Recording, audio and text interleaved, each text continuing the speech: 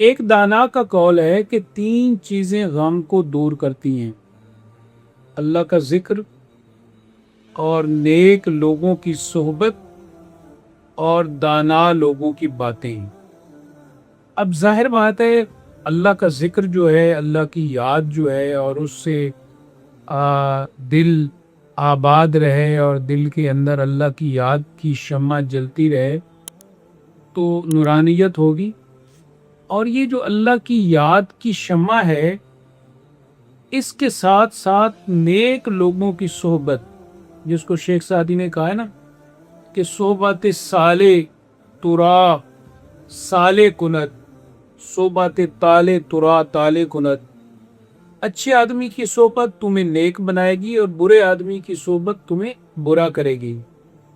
اور یہ بھی ان کے اشعار ہیں کہ پسر نو بابدان بے نشست، خاندان نبوتش گم شد، کہ نوح علیہ السلام کا بیٹا جو ہے برے لوگوں کی صحبت میں رہا تو نبوت خاندان سے چلی گئی، اور سگے اصحاب کاف چند روز پے نیکاں گرفت مردم شد۔